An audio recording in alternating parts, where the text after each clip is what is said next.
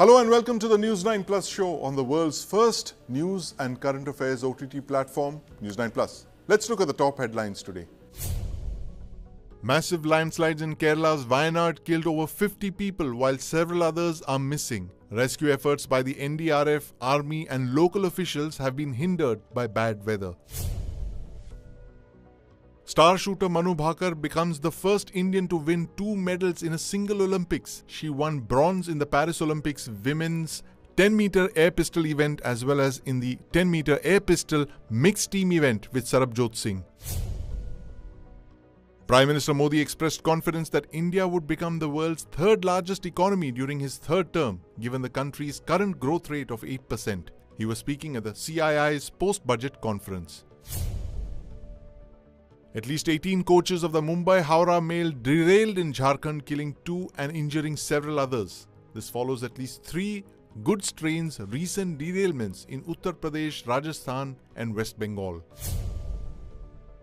Union Minister Piyush Goyal announced that India is not reconsidering its stance on Chinese FDI despite the economic survey's recommendations. He said the survey's recommendations do not influence government policy. The Department of Personnel and Training has issued trainee IAS officer Pooja Khedkar a show-cause notice. She has until the 2nd of August to respond to the fake certificates and misuse of power allegations against her. The Supreme Court granted bail to NCP leader Nawab Malik in a money laundering case. The bail granted on medical grounds will be valid till the disposal of his regular bail plea before the Bombay High Court. Meanwhile, protests have erupted in Venezuela amid allegations of poll rigging. President Nicolas Maduro claimed victory in the elections, but opposition leaders labeled the result as fraudulent, alleging that Edmundo Gonzalez won with 73.2% of the votes. The men's swimming triathlon at the Paris Olympics has been postponed to the 31st of July due to high pollution levels in the River Seine. The announcement came just hours before the race was scheduled to start on the 30th of July. India has its traditional ties with Russia and a growing strategic partnership with the United States. It's now having to walk a tightrope as it navigates its relations with both these prominent powers which are in an adversarial relationship. Now, Prime Minister Modi has just visited Russia. Now, there are talks that he is likely to visit Ukraine later this year. And in the ongoing Quad meeting of foreign ministers being held in Tokyo, India has positioned the Quad as the cornerstone of a free and open Indo-Pacific, a region it says it's increasingly under threat from China's aggressive actions. So what we're asking tonight is, why did India join the Quad in expressing its deepest concerns over the war raging in Ukraine and respect for territorial integrity, something that questions Russia's role in the conflict? Can New Delhi deepen its relationship with the West while keeping its ties with Russia intact? Why does India need the Quad? How does Russia and China's so-called no-limits partnership impact ties with India? Why is Prime Minister Modi now visiting Ukraine? To talk about this, I have with me here in the News 9 Plus studio Ambassador Manju Seth, Adit Kothari and my colleague Justin Thomas in the studio here with me. Welcome to the News 9 Plus show. I want to start by asking you this, Ambassador Seth. Prime Minister Modi has visited Moscow a few days ago, historic state visit, warmly welcomed by President Putin, and now there's talk of him visiting Ukraine. Is this an example of India trying very hard to balance both the East and the West camps? Absolutely, it is an attempt to do that, and I think that is that balancing serves India's best interests. And I think the visit to Russia, as we saw, was very keenly commented on and looked at by other capitals around the world.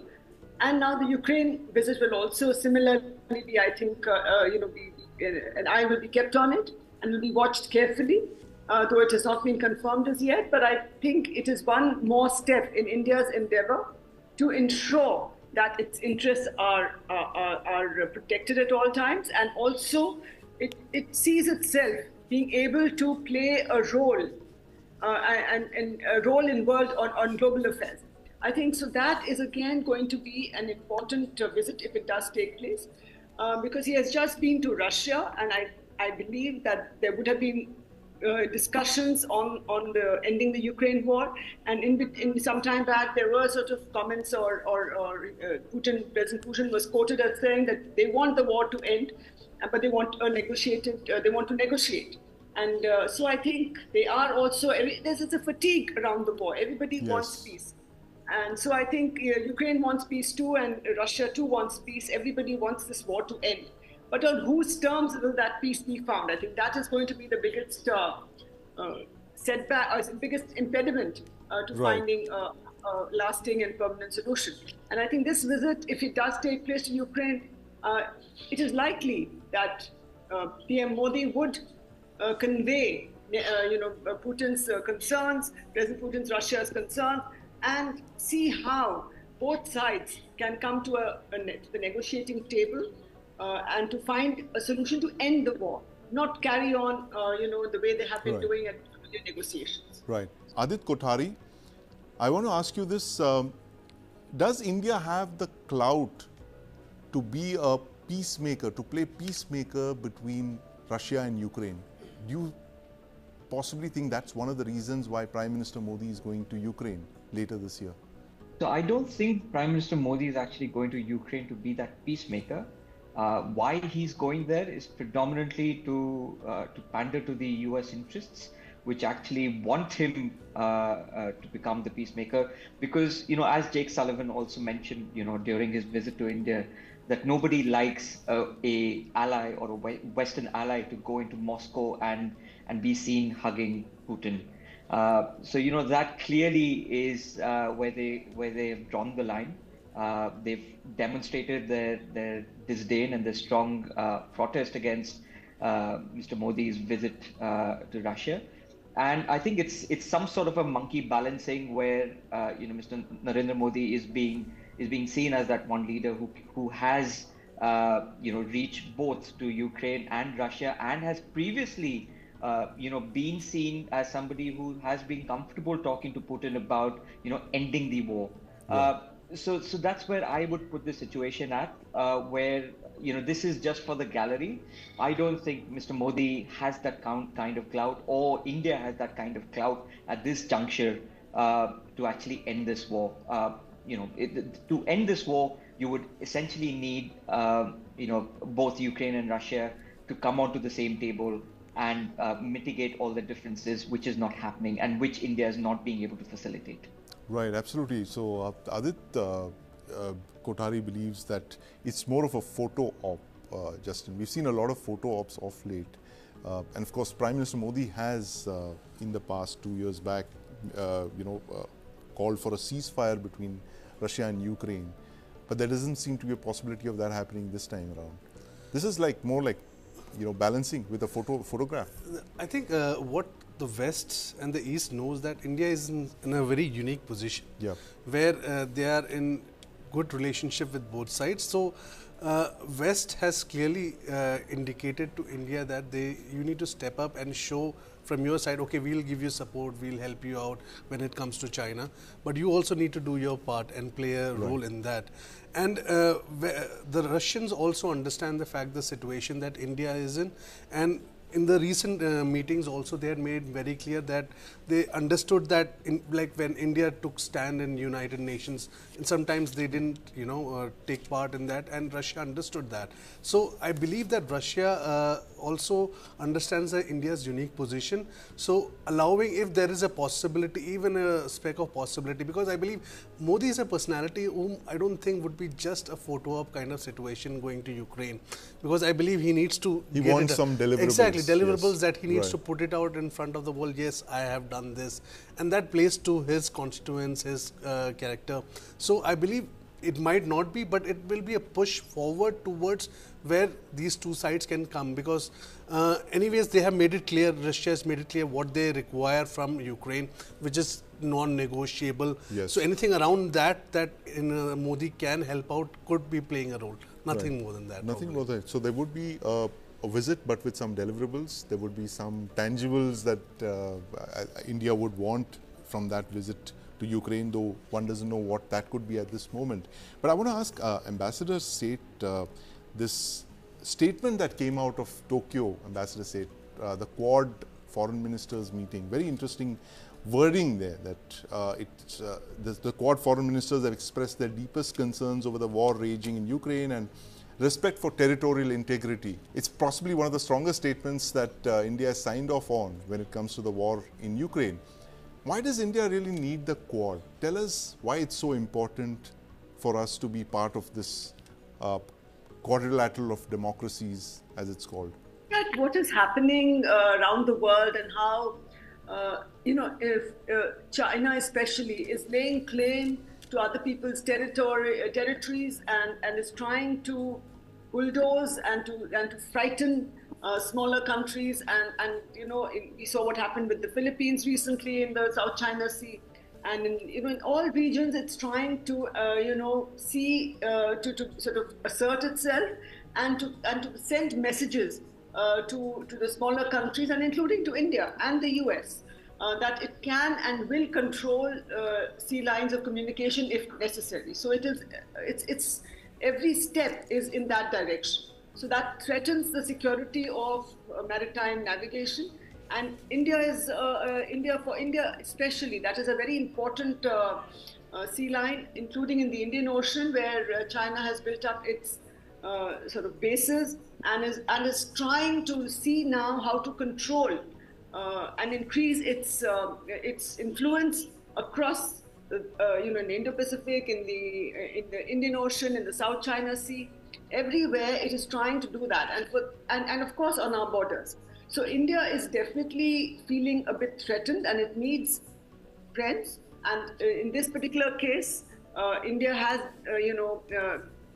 has agreed, or was keen to join the Quad, because the Quad is, of course, the main focus is on security, but also on many other, in a lot of other areas of cooperation, including joint exercises and including, ensuring that territorial integrity is maintained, not only in the South China Sea, but in the Indian Ocean region, in the Indo-Pacific region, and along our borders.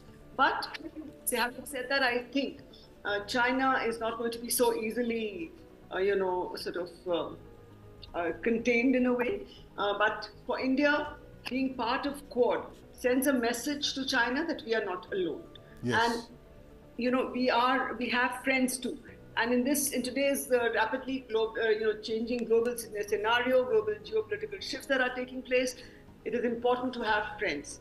And I think that is, and also, as very rightly mentioned initially, the balancing has to be there. Though we are not absolutely a very big maritime power or a very big maritime, nation, but we are increasing our capabilities along with the help of our friends.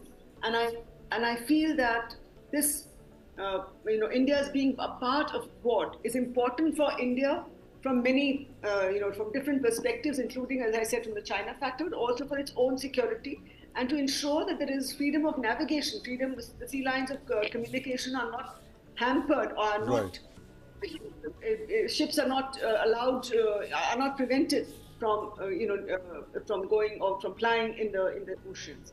So I think we need to, that's why for India it is very important to be part of the Quad. Of course, economic cooperation, and there are many other elements of cooperation, but I think one of these is ensuring open and, sort of sea lines of communication, and to send a message to China that it cannot do just what it wants everywhere. Yes, it has friends, it has important friends in the region. Adit Kothari, do you think the Quad, would the other Quad nations actually come to India's assistance if, as Ambassador Seth was mentioning, that if there was a standoff with China, how would the Quad activate its this quadrilateral of friendship? How would it play out?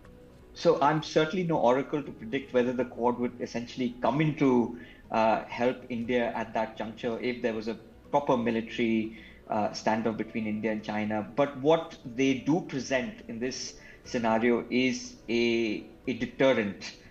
So the partnership between the Quad partners does provide a significant assurance to all the Quad partners, whether it be Japan, United States, India, or Australia, that if China was to act in a certain aggressive or a boisterous manner, that this partnership, which has known to exercise or which has known to demonstrate some sort of joint exercise in the region, has the core capabilities of tackling that Chinese threat. So from that perspective, I think the deterrent factor is extremely important, and that in itself should be mindful for China to take any aggressive steps. Which is why, to my mind, they have not been, they have not taken any aggressive steps even towards China, towards Taiwan, which they claim as part of their one China policy.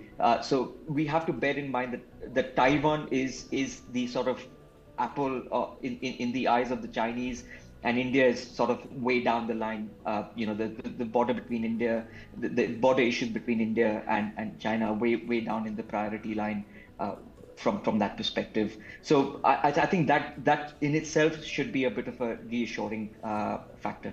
Right. That the fact that the border issue between India and China is not a priority anymore, Justin. It seems to be Taiwan, and as long as China's attention, the dragon's attention, is on the Taiwanese apple, as Adit was mentioning, I think India has a few more years, if not a decade or so, to prepare. So yeah, if you compare Taiwan versus the Ladakh region, obviously Taiwan takes center stage. I think that in itself gives us time to prepare, to ensure our forces, our strategic requirements are in place to meet that situation. So India also is in a kind of situation like you are one side you have Quad, and then Russia, which is nudging India and China for the RIC thing, yes, to revive it, to bring it into forward. So again, it's a choice that China also has to make at the same time. That do they antagonize the Indians so much that the Russians also find it difficult? Because right now, for the China-Russia partnership, China is the dominant partner. Absolutely. So in that case, yes, while Russia is pushing for that, I think for India right now is to ensure that we are prepared ourselves so that we don't face what Taiwan is facing right now. Right. If the situation doesn't come down to that level, that it could be trigger any time right now. So that's what India has to be prepared for. Yes, absolutely. And meanwhile, the other interesting balancing act that's possibly underway, Justin, is Russia balancing India and China. The fact that it's very good friends with India, but it needs China in the short term, certainly in the next couple of years, given the kind of pressure it's facing from the West.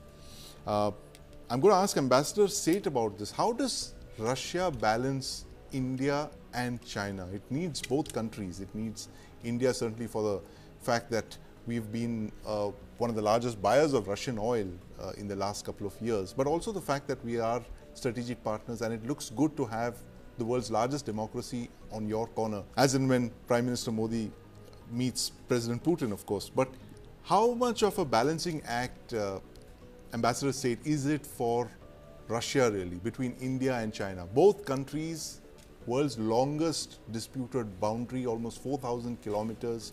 We've had skirmishes 4 years back. How does Russia balance both these very critical relationships? Yes, they are both critical for Russia, and I think Russia has to do the balancing act in a way that it is able to balance the two, because China would definitely, I feel, put pressure on Russia, given that it's the senior partner. It would, in the relationship, it would try and influence Russia to not support India at crucial moments. But I think Russia also understands that, yes, China is, if you go back a little bit in history, Russia and China were hardly, on talking terms. Yes. At some point of time. But their relationship. They even fought a brief border war in the late 60s. Yeah, so they were not very, have not been very good, should I say, on friendly terms. But given after the Ukraine war, Russia has felt isolated. And plus, it has a lot of trade dependencies with China, like I think most of the world. And so I think that it has to balance that out and ensure that its interests are not compromised. But at the same time, with India, and as you very rightly said, it's the world's biggest democracy, and they would like India to be part on their, to be with them. And India has no option either, because it's a long traditional, relationship which has gone through many, which has hardly gone through many ups and downs. And it has been a very steady relationship. Yes, in between a little bit, but otherwise, at all crucial junctures, they have stood by India.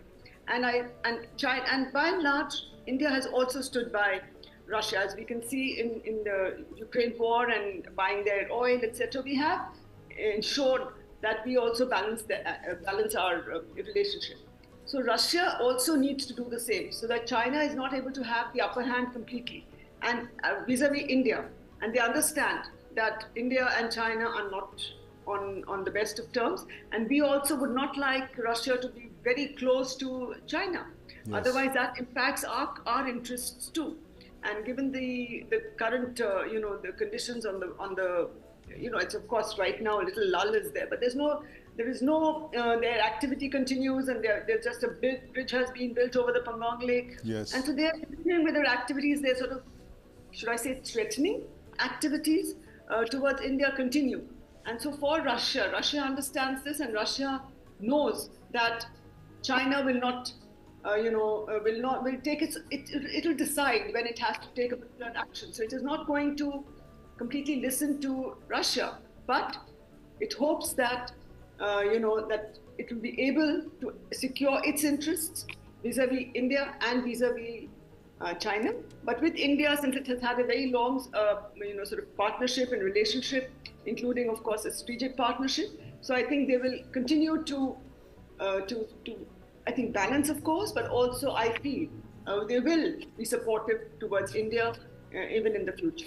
Right. If I may just add one point to this discussion. I was just speaking to a Russian diplomat recently, and I asked him the very same question. Right. How do you balance between China and India? And the point that he was making was that, see from Indian perspective, how do you handle US and Russia? Yes. That's how we are handling the situation. Yes, there are challenges.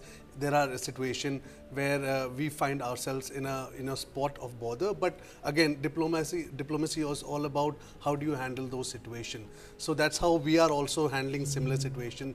And they understand the fact that there is challenges between India and China. But they're saying that at the same time we are ensuring that our relationship, which is been on for decades, we we care about it, we take it very seriously, and China, while is a growing partner of us, India remains a solid partner for us. Absolutely. But I want to ask Adit this question. Adit, this was the Foreign Minister Jaishankar was asked this in Tokyo about whether he sees any third country coming in to play mediator in the border dispute between India and China. But obviously, Russia is the country that's possibly best placed to do this. You see this happening at some point where Russia could actually mediate between India and China to, possibly postpone the border from becoming a hot border, at least in the near term? So not at this point, predominantly given the kind of ties that India and US are essentially sharing at this point. So I don't see Russia becoming that particular country which would essentially, if, say, for example, if the border was to inflame and become active, I don't think the Russians would be capable or at that position to actually intervene. They are best placed, undoubtedly, because of the proximity that they share with the Chinese and India. And they would be best placed to do it, but I don't foresee them coming to the table because of all the Western hindrances that will be in play. But I think one point that Ambassador Seth made, that resonated with me quite brilliantly. So there was an article in Nikkei Asia about a year or so ago, and it basically said how India saved the West by actually buying Russian oil. Yes. Because what they were trying to pivot the narrative around is that had India not been in the picture, then Russia would have been completely thrown into the Chinese arms, thereby making their nexus much stronger and completely inseparable. So there, India played a very critical role in ensuring that, they were able to sort of minimize Russia falling into Chinese arms. Absolutely, and I think there's a metaphor there, Adit, for what you just mentioned. The fact that while Russia is one of the world's largest oil producers, India is one of the largest oil refiners in the world, and possibly that's a metaphor for the times that we are in right now. That India refining Russian oil and selling it back to Europe and to the West, who don't want to buy it directly from Russia, but they don't mind getting the oil from India. But that's all we have time for this evening. Thank you very much, Adit Kothari, for joining us. Ambassador Manju Seth. Justin Thomas continues to stay with me on this show. Barely a week ago, a sense of inevitability hung over the US presidential election. Donald Trump's allies gleefully predicted a landslide victory during a Republican National Convention. Democrats were desperate and listless and feared the worst as a diminished President Joe Biden clung to his party's nomination. Then Vice President Kamala Harris stepped in for Biden and quickly smashed fundraising records. She raised over $200 million in a few hours. She took over social media. She's generated the kind of excitement that some Democrats are comparing with President Barack Obama's historic candidacy over 15 years ago. Now, with just over 90 days to election day, there's a new race taking shape in the United States, featuring a new candidate, a new issue focus, and a new outlook for both parties, Democrats and Republicans. We're asking these questions today. Can Kamala Harris win? How can Trump counter Kamala Harris? What are the opinion polls in the US saying right now? What are the implications for the world from these elections? And finally, how divided is America? Joining me to discuss this are Dr. Badrul Alam, former professor of political science and international affairs at JMI, Nirmal Ibrahim, political analyst and US expert, and my colleague Justin Thomas continues to join me in the studio. Justin, a week is a long time in politics, and 2 weeks is like a lifetime. Exactly. You never predicted the kind of candidacy that we are seeing right now. Kamala Harris back in the race, and it's like a 50-50 election, they're saying. I think from the perspective that I see is that I think Kamala Harris has an upper hand. Right. Because if you see the Democrat voters list that have increased by, Trump lost by about 2 million last time, and Democrats added almost like 3 to 4 millions more into their voters list, the ones who are marked as Democratic voters. So from that perspective, they have the establishment in terms of the businesses where they have spread their tentacles very strongly, where they are getting funded $200 million. I think $200 million. $200 million in just days, and that clearly indicates that the kind of backing that they had. Yes. The Democrats were already expecting a second term for Joe Biden. Right. It's only that disaster that happened during the debate that took them by surprise, but they are back on track, and I think it's Trump who has to capture the White House rather than the other way around. Yes, it's now looking increasingly difficult for former President Donald Trump, and I'm going to ask Dr. Badrul Alam this. Dr. Alam, Nari Shakti in the United States, Kamala Harris literally neck and neck with President Donald Trump. How do you see her chances as the next President of the United States, the first woman candidate for the United States? Thank you very much. I still think at this point of time, Kamala Harris seems to be the odds-on favorite. But I would also use a bit of caution in terms of the polls that we get from NBC, Wall Street Journal, ABC News, CNN, etc. I can give you just very quickly 2 or 3 examples. In 1948 election between Harry Truman, a Democrat, and Tom Dewey, a Republican, it was so close that nobody knew exactly what will come about. And the day of the election result came out, the Chicago Tribune came out with that famous caption, Dewey defeats Truman. And so Truman was gleefully showing that to the world. It is Truman who won. Right. In 1960 election, John F. Kennedy squeezed past Richard Nixon by just few thousand votes at the very end. And in 1984. So there are many elections. Yes. And also you talked about Barack Obama. Barack Obama's first election was a pretty landslide kind of thing. But the second election, till a week before the election, he was in fact trailing behind Mitt Romney.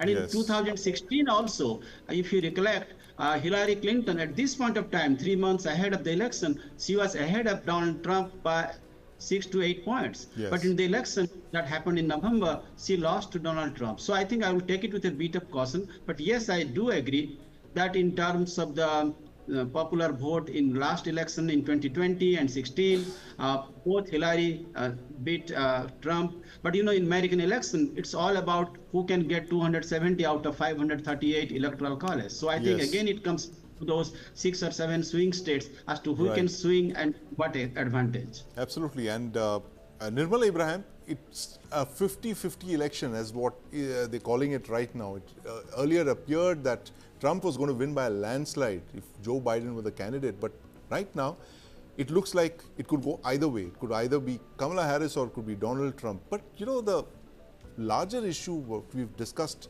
in our Newsline Plus story as well is the fact that how deeply polarized the United States is.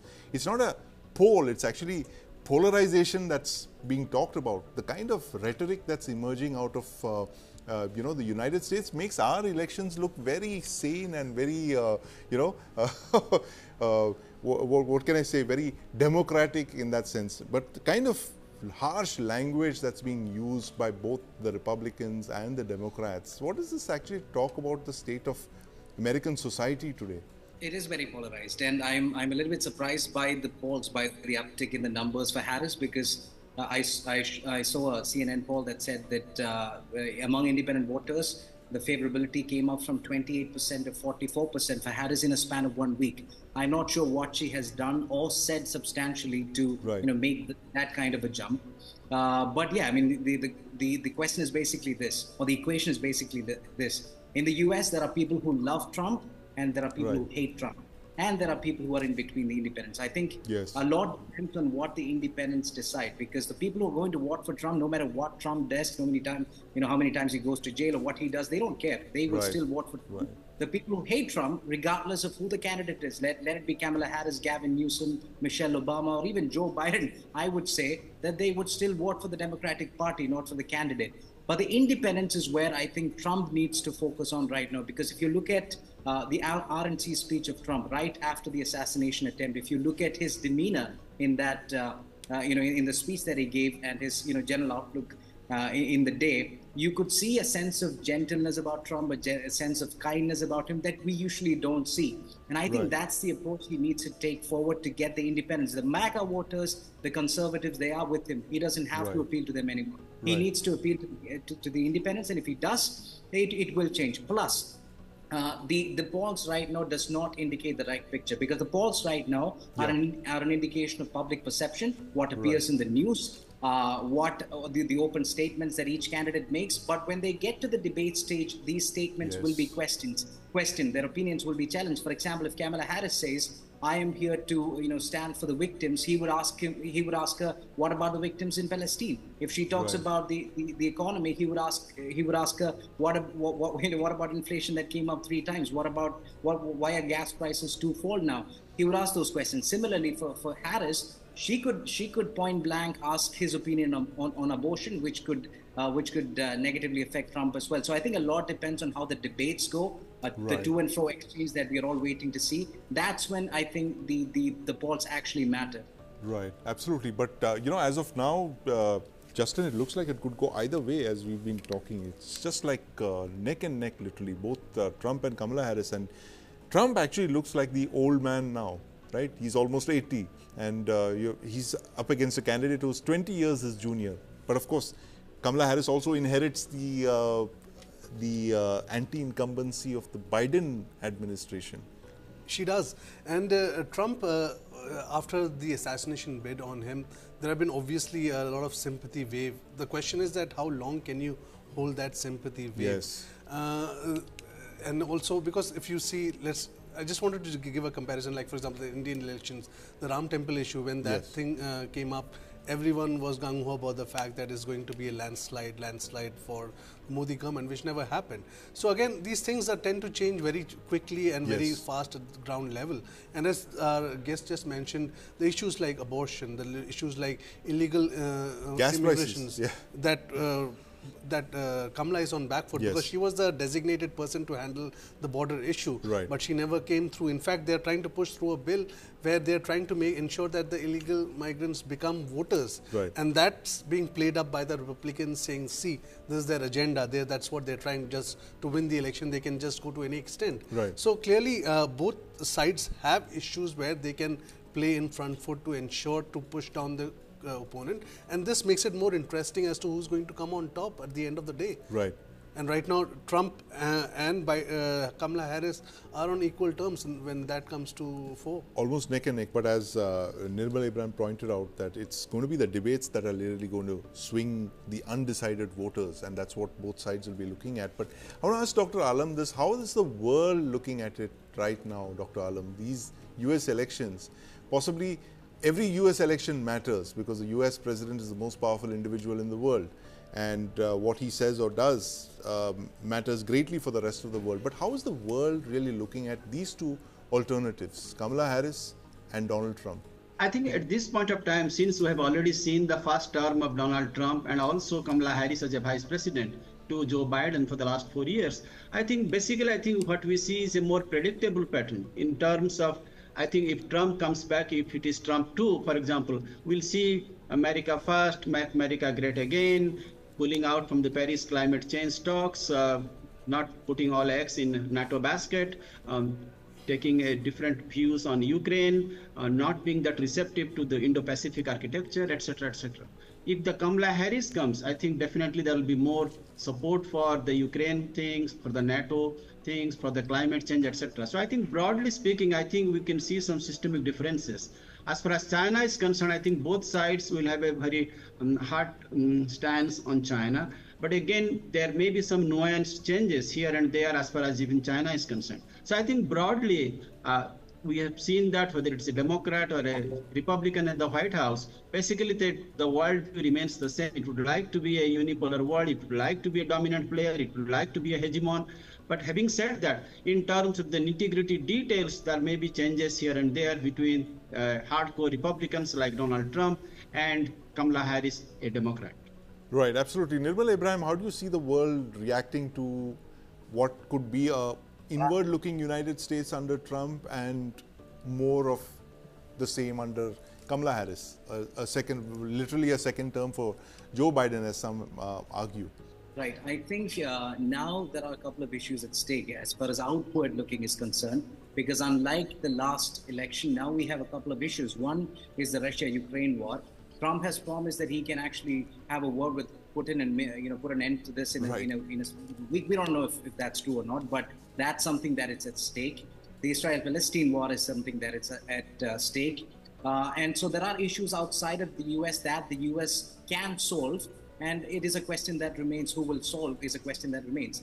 Secondly, I think Trump is, a lot of people were of the impression earlier that Trump was anti-immigration. That has gone away now. Just as Justin pointed out rightly, it's a question of anti-illegal immigration. Even immigrants from Kerala, from my state, or from anywhere across India who go to the United States through a proper channel, waiting in lines, filling out the forms, going through the background checks, and getting there in about 10 to 12 years after a lot of hardship. They understand why Trump is talking about illegal immigration. They understand the democratic agenda. So those are questions at stake as well. As far as inward-looking US is concerned, yes, that will be there. America first is a caption that he will still stick on to. But there are wars. There is the China-Taiwan tension, the growth of China, all of which is even bound to affect India as well. So I think for the world, this is a much more important election than the 2020 or 2016 elections combined.